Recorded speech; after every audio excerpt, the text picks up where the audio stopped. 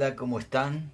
Dios les bendiga una vez más para compartir estas charlas sobre temas que tienen que ver con nuestra vida espiritual, con nuestro crecimiento, sobre todo en estos tiempos de lucha, en los que tenemos que enfrentarnos a tantos problemas, a tantos enemigos, y en especial a un enemigo, al enemigo de nuestras vidas, aquel que vino para robar, para matar y para destruir.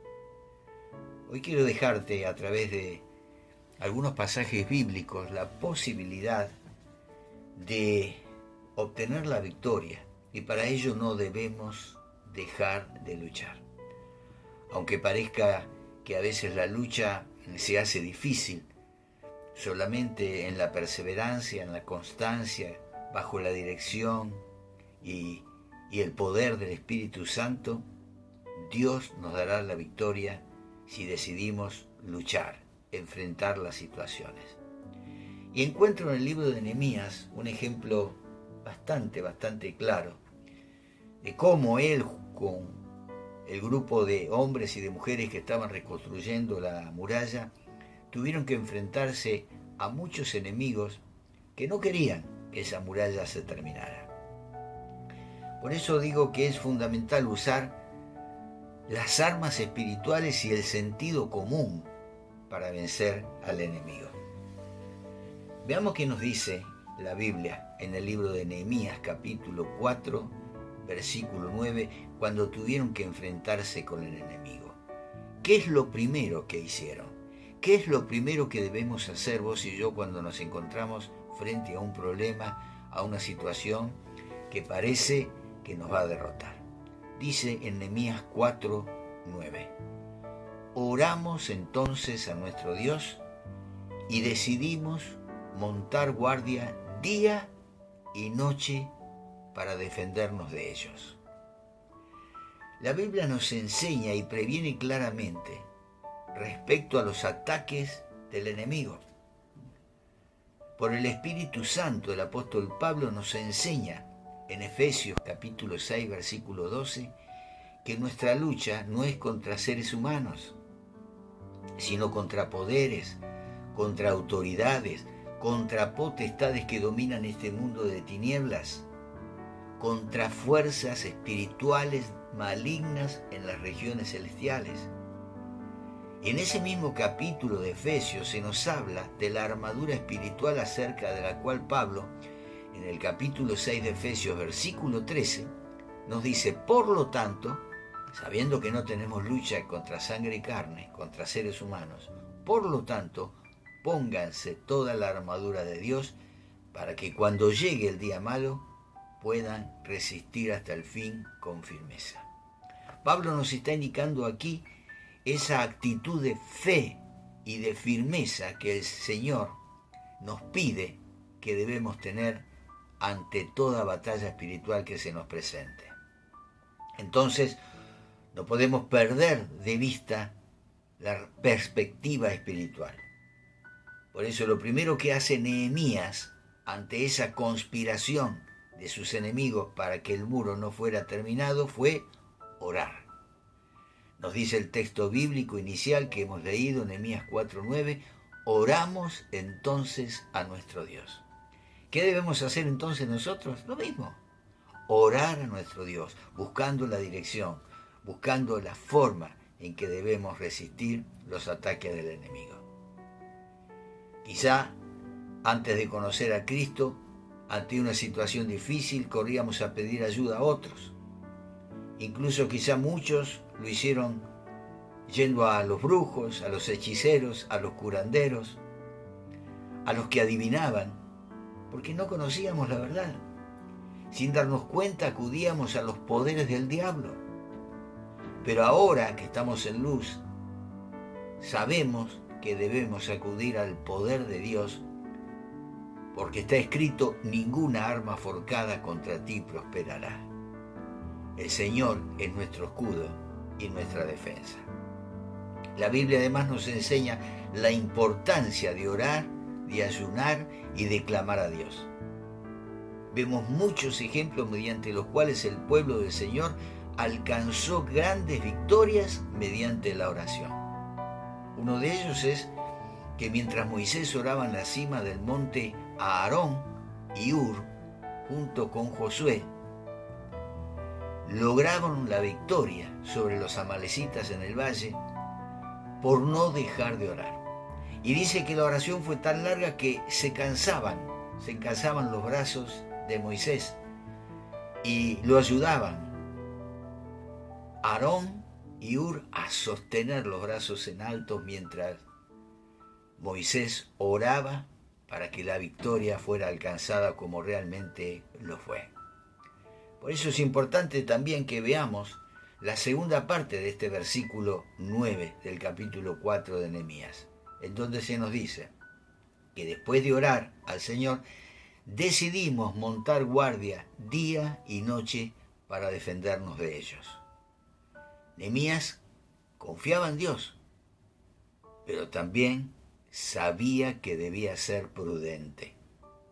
Montar guardia nos recuerda la importancia de velar y no dormirnos, espiritualmente hablando. Cuando el soldado se duerme, el enemigo se infiltra para robar, para matar y para destruir. Y Nehemías lo sabía muy bien, por eso no descuidó ninguna entrada de la ciudad. En Nehemías 4:13 leemos: así que puse a la gente por familias con sus espadas, arcos y lanzas detrás de la muralla en los lugares más vulnerables y desguarnecidos. Y aquí en este pasaje debemos destacar la palabra familias, pues cuando están unidas, cuando la familia está unida y busca a Dios, el enemigo no prevalecerá. Tu perseverancia y tu fe derribará a tus enemigos.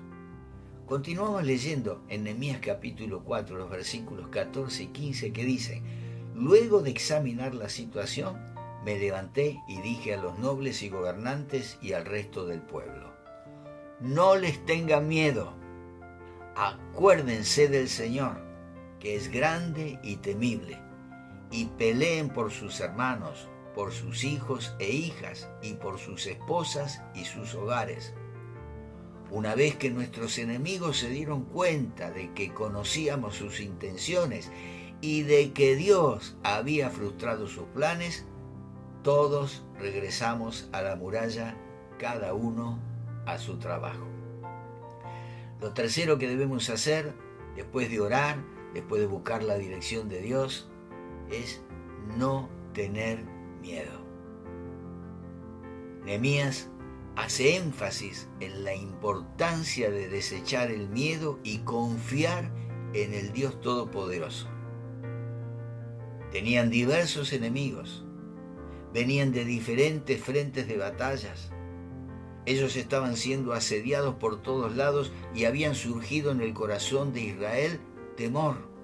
Por eso Nehemías les dice de parte del Señor: no les tengan miedo. Acuérdense del Señor, que es grande y temible. Entonces la mejor manera de desechar el miedo es hacer memoria, recordar las grandezas de nuestro Señor, pues con su poder nos ha librado muchas veces de muchas situaciones adversas. Nunca, jamás nos ha desamparado y nunca, jamás lo hará. Inmediatamente Nehemías presenta un motivo muy fuerte y valioso para batallar y perseverar: la familia de cada uno. Dios no quiere ni ha planeado el fracaso de nuestra familia.